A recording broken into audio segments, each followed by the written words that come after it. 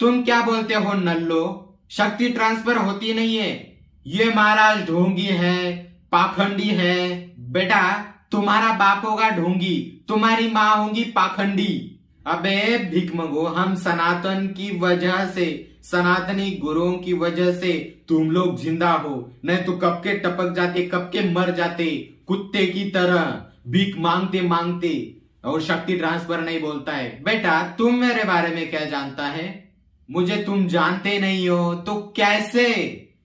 बिना जाने किसी पे उंगली मत करना, ध्यान रखना, नहीं तो वहां घुस के मारूंगा।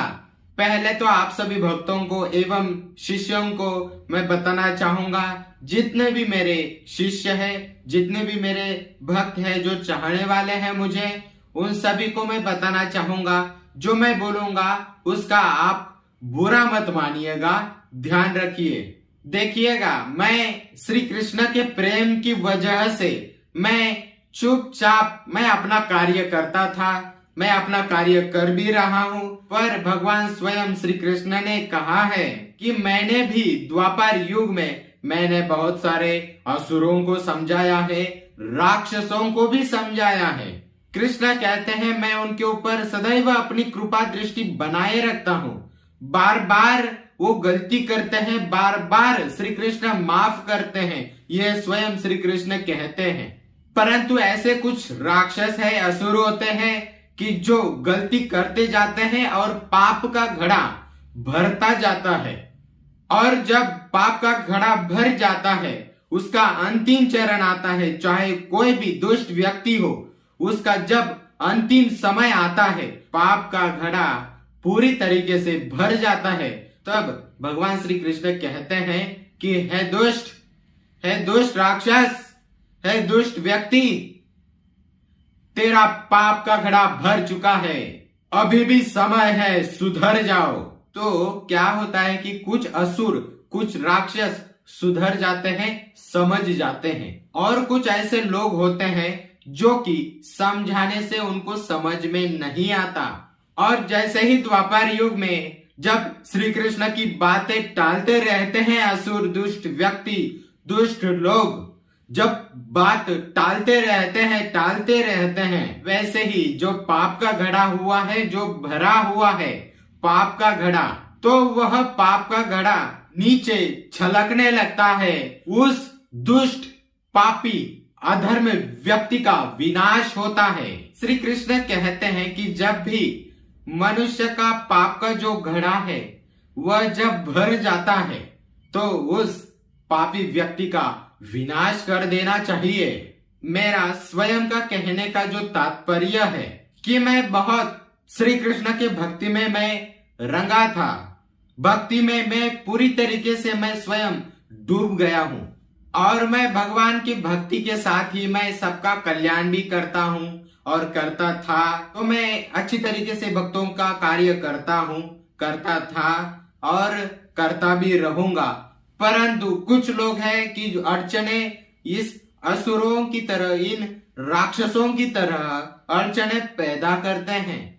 कुछ लोग मेरी खामोशी को मेरी कमजोरी समझ बैठे हैं। बेटा, जब कुत्ते पीछे भौंक रहे हो तो शेर कभी भी पीछे मुड़कर जवाब नहीं देता।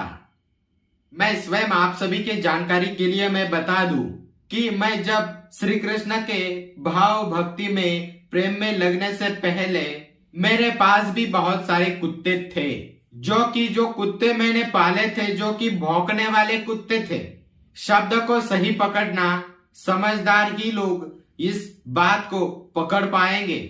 वह लोग जो पहले कुत्ते की तरह भौंकते थे मेरे पीठ पीछे, वह लोग जो पहले कुत्ते की तरह मेरे पीठ पीछे भौंकने लगते थे, आज वह कुत्ते मेरे पैरों में आकर गिरते हैं।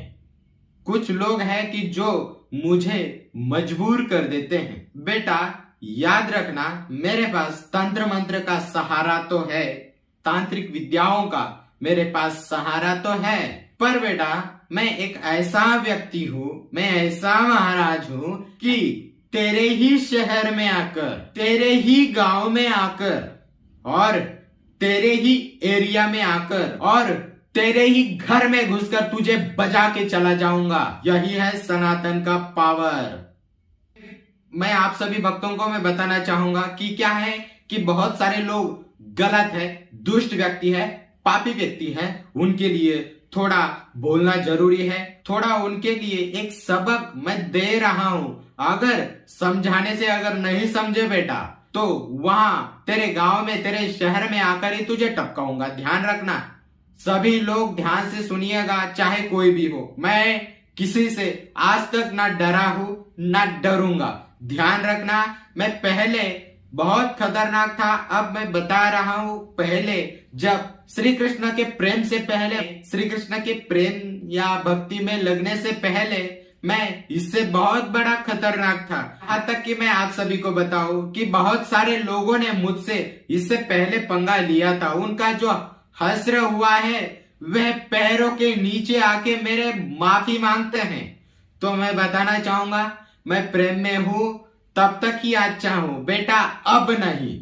अब मैं कृष्ण के प्रेम के लिए, मतलब स्वयं श्री कृष्ण ने ही मुझे आज्ञा दिया है। और सभी जितने भी योगिनियां हैं और जितने भी गंधर्व हैं, जो भी व्यक्ति आए उसका विनाश कर देना, चाहे वो कोई भी हो, चाहे कोई भी किसी भी प्रकार का प्रशासन हो, उसका नामो निशाना मिटा देना। ये मैं अभी बता रहा हूं। और मेरे सभी भक्तों के लिए सभी का कल्याण ही होगा, मेरे भक्तों का कल्याण होगा, उनका कल्याण मैं स्वयं करूंगा।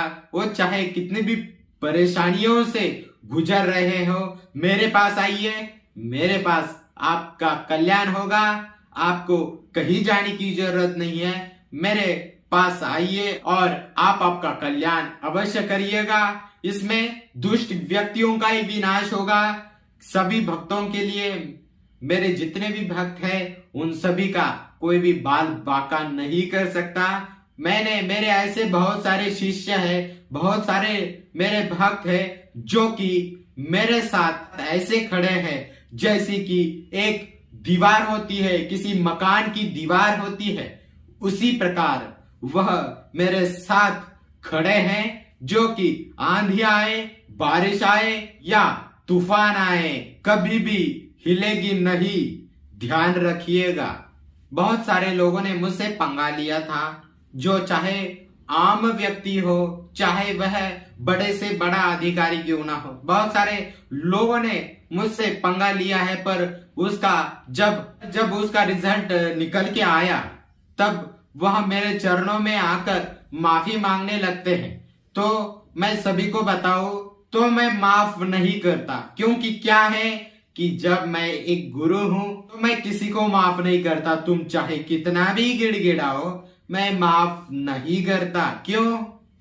क्योंकि बेटा तुम किसी आम इंसान से तेरा पाला नहीं पड़ा है, तुमने उस शेर को जगाया है जो बहुत ही खूंखार है। ध्यान रखना। चलिए, आप सभी भक्तों को मैं बताना चाहूंगा कि बहुत सारे भक्तों को मैं जवाब दे रहा हूं और देता हूं, उनका कार्य भी होता है और आप सभी भक्तों का कार्य भी होगा और सभी का कल्याण होगा। सिर्फ दुष्ट व्यक्ति, दुष्ट लोग छोड़कर सभी का कल्याण होगा।